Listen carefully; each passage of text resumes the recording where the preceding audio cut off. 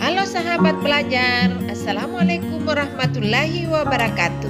Jumpa kembali bersama Ibu Guru Sri.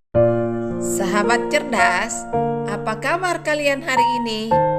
Ibu Guru doakan agar kalian senantiasa dalam keadaan sehat walafiat. Oh ya, jangan lupa untuk selalu bersemangat ya. Pada hari ini, Ibu Guru akan menyampaikan materi pelajaran untuk kelas 6 tema 1, subtema 1, ilmu pengetahuan sosial, yaitu tentang ASEAN. Nah, sebelum kita mulai, marilah kita awali pembelajaran kita hari ini dengan berdoa terlebih dahulu agar kita diberikan kemudahan untuk memahami materi pelajaran yang akan Ibu Guru sampaikan pada hari ini. Adapun tujuan pembelajaran kita hari ini yaitu yang pertama, dapat memahami sejarah berdirinya ASEAN. Kemudian yang kedua adalah kita dapat mengenal negara-negara anggota ASEAN. ASEAN. Anak-anak sudah pernah dengar ASEAN? Apa sih itu ASEAN? ASEAN adalah singkatan dari Association of Southeast Asia Nations. ASEAN disebut juga sebagai perbara yang merupakan singkatan dari Perhimpunan Bangsa-Bangsa Asia Tenggara. ASEAN dibentuk pada tanggal 8 Agustus 1967 dan diresmikan di Bangkok, Thailand. Pembentukan ASEAN ditandai dengan penandatanganan sebuah perjanjian yang dinamakan Deklarasi Bangkok. Negara-negara ini bersatu karena adanya persamaan letak geografis dan kemiripan budaya. Kepentingan yang sama dalam memajukan pertumbuhan ekonomi, sosial budaya, serta menjaga keamanan kawasan menjadi dasar pertimbangan para tokoh-tokoh dunia pendiri ASEAN.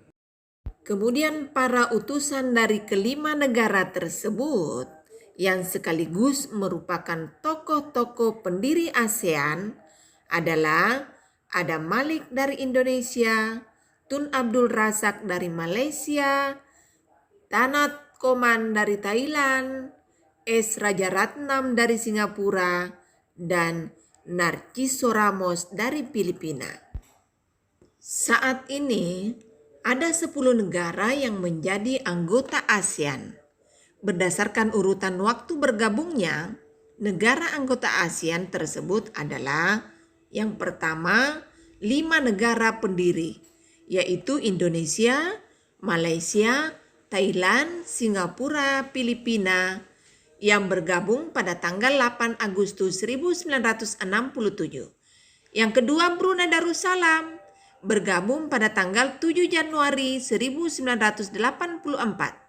Yang ketiga Vietnam bergabung pada tanggal 28 Juli 1995. Kemudian yang keempat Laos dan Myanmar bergabung pada tanggal 23 Juli 1997. Dan yang terakhir Kamboja bergabung pada tanggal 30 April 1999.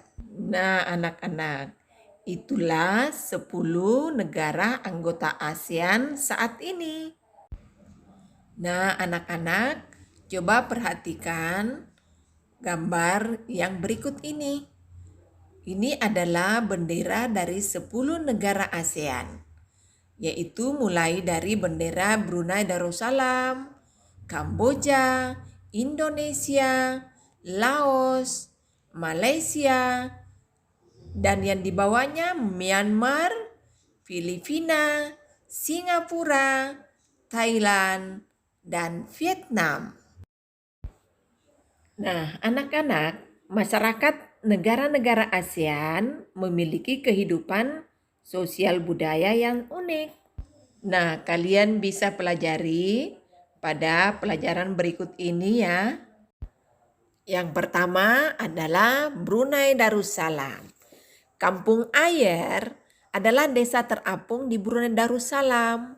Tahun 1400, Kampung Ayer sempat menjadi pusat pemerintahan. Saat ini, banyak penduduknya yang memiliki perahu pribadi dan disimpan di bawah rumah apung mereka. Budaya Brunei banyak dipengaruhi oleh ajaran Islam dan mayoritas penduduknya orang Melayu.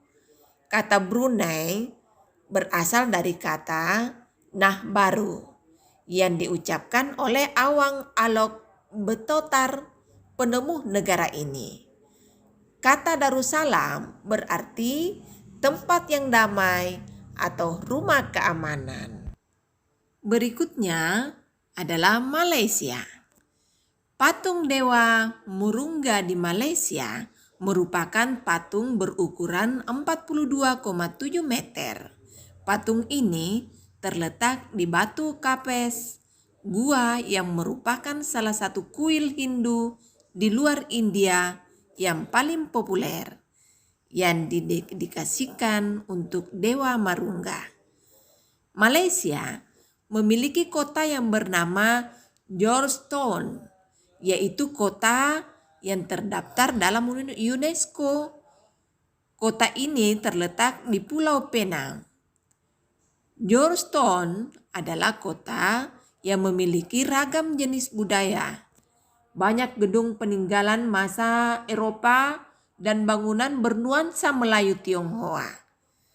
3 kaum utama di Malaysia adalah Melayu, Cina, dan India. Dan musik tradisionalnya banyak dipengaruhi oleh budaya Cina, Islam, India, dan Indonesia. Nah, sedangkan makanan khasnya adalah nasi lemak. Selanjutnya adalah Filipina. Budaya Filipina merupakan hasil perpaduan antara budaya Barat dan Timur. Kehidupan budayanya dipengaruhi oleh budaya Melayu, Cina, dan Spanyol. Bahasa Filipina adalah bahasa nasional dengan bahasa Inggris sebagai pengantar untuk urusan perdagangan atau pergaulan. Ada 8 dialek utama yang digunakan oleh masyarakat Filipina, yaitu Tagalog, Cebuano, Ilocano, Hiligaynon atau Ilonggo, Bicol, Waray, Pampanga, dan Pangasinense. Po dan opo adalah sebutan orang Filipina terhadap orang yang lebih tua. Mereka memanggilnya dengan menggunakan kata-kata seperti kuya, ate, manang yang menunjukkan rasa penghormatan. Jabat tangan adalah bentuk salam yang paling sering dijumpai di Filipina. Tarian tingkling merupakan tarian masyarakat Filipina. Tarian ini menceritakan tentang burung tingkling yang berjalan melompat, menghindari perangkap bambu petani padi. Nah, selanjutnya adalah Kamboja. Kalau Kamboja banyak candi yang terbuat dari batu. Dewa-dewa dari agama Hindu dan Buddha terukir pada tembok. Tari Apsara lahir pada 2000 tahun lalu. Nah, kemudian relief tarian banyak ditemukan di bangunan-bangunan keagamaan di Kamboja. Orang Himar mengenakan sal kotak-kotak yang disebut krama. Pria dan wanita Khmer merupakan bandul Buddha pada kalungnya. Tujuannya adalah untuk menjaga dari roh jahat dan membawa keberuntungan. Kemudian, makanan terkenal Kamboja adalah cha yang berarti tumisan. Nah, itulah sekedar gambaran sosial budaya masyarakat Kamboja. Nah, negara selanjutnya adalah Myanmar. Myanmar disebut sebagai negara 1000 pagoda. Hal ini disebabkan karena sangat mudah menemukan kuil-kuil suci Buddha. Mayoritas penduduk Myanmar adalah keturunan Tibet. Kemudian bahasa yang digunakan adalah bahasa Birma. Sedangkan pakaian tradisional Myanmar yang disebut longye mirip sarung Indonesia. Namun kain ini membelit bagian tubuh mereka mulai dari perut hingga betis. Longye yang berbahan kain katun bukan saja dikenakan pria dewasa, namun juga anak-anak dan wanita. Negara anggota ASEAN selanjutnya adalah Vietnam. Permainan menangkap jangkrik dengan mata tertutup adalah permainan tradisional anak Vietnam. Anak yang berada di tengah lingkaran, matanya ditutup kain, menangkap salah satu teman dan menebak namanya. Vietnam terkenal dengan baju khasnya yang disebut Ao Dai. Topi caping pun banyak ditemui di sana. Orang Vietnam gemar duduk di dingklik, yaitu kursi yang sangat pendek. Bukan hanya untuk makan, bahkan untuk mengobrol pun mereka senang duduk di atas dingklik. Kemudian mayoritas orang Vietnam memiliki nama keluarga Nguyen. Hal ini disebabkan karena dinasti Nguyen berkuasa mulai 1803 sampai 1945 dan merupakan dinasti terakhir di Vietnam. Sekarang kalian simak bagaimana sosial budaya di negara Laos. Nama Laos berhubungan dengan penemunya, yaitu Ai Lao. Orang Laos terkenal kesabaran dan kesederhanaannya. Hal ini terkait dengan ajaran agama Buddha yang banyak dianut masyarakatnya. Olahraga tradisional di Laos adalah katao, seperti olahraga bola voli, namun menggunakan kaki untuk menangkap dan memukul bola. Kemudian bolanya terbuat dari anyaman bambu. Tahun baru Laos disebut Bun Pimai. Semua penduduk membersihkan rumah, mengenakan pakaian baru, dan mencuci patung-patung Buddha. Kemudian makanan utama bangsa Laos adalah nasi atau beras ketan yang dimakan dengan tangan langsung. Orang Laos menyebut dirinya Lu Kao Niao, yang artinya anak turun nasi ketan. Upacara sakral pemberian sedekah atau dikenal dengan saibat merupakan upacara di Laos. Para biksu membuat bakul kecil mengitari sebagian kecil kota untuk menerima sedekah dari penduduk setempat yang mayoritas beragama Buddha. Halo sahabat belajar, masih semangat kan? Nah, kali ini saatnya kita mengetahui sosial budaya negara Singapura. Singapura memiliki lambang negara yaitu merlion. Merlion adalah patung berkepala singa dan berbadan ikan. Menurut mitos, Singapura dahulunya adalah kampung ikan. Kampung ini bernama Temasek yang berasal dari bahasa Jawa yang artinya lautan. Singapura berasal dari bahasa Sangsekerta yang berarti kota singa. Kemudian penduduk Singapura berasal dari Cina, Melayu, India, dan Eropa. Kaum Baba adalah sebutan bagi keturunan Cina Melayu. Singapura memiliki 4 bahasa resmi, yaitu Melayu, Mandarin, Inggris, dan Tamil. Kemudian, masyarakat Singapura memiliki budaya jalan kaki. Sekitar 80% masyarakatnya memilih untuk berjalan kaki kemana-mana. Hal ini disebabkan harga kendaraan, yaitu mobil dan bahan bakar, sangat mahal. Kepiting cabai adalah makanan yang sangat digemari oleh masyarakat Singapura. Nah, yang terakhir adalah negara Thailand. Nah, negara Thailand ini, sahabat belajar, adalah satu-satunya negara di ASEAN yang tidak pernah dijajah oleh bangsa Eropa. Thailand dalam bahasa Thai adalah Protet Thai, yang artinya tanah kebebasan.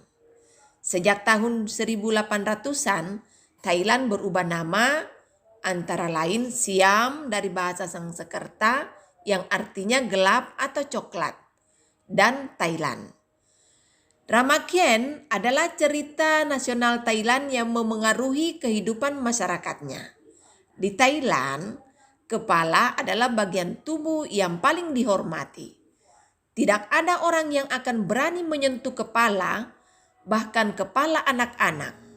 Sebaliknya, bagian kepala dianggap bagian yang paling hina karena dipakai sebagai alat untuk menapak di tanah. Oleh sebab itu, kaki tidak boleh dihadapkan ke patung suci atau orang lain. Indonesia dan Thailand memiliki tradisi minum teh. Di beberapa daerah di Indonesia, kebiasaan minum teh dilakukan secara turun-temurun. Salah satunya adalah teh yang diseduh di poci. Oleh sebab itu, teh tersebut dinamakan dengan teh poci. Nah, di Thailand, teh disajikan dengan susu dan rempah-rempah. Teh tersebut dinamakan Thai Iced Tea dan disajikan dengan dingin. Alhamdulillah, sahabat cerdas, pembelajaran hari ini telah selesai. Terima kasih sudah mengikuti pembelajaran hari ini. Sampai jumpa lagi ya pada video pembelajaran selanjutnya. Salam cerdas dan tetap semangat. Assalamualaikum warahmatullahi wabarakatuh.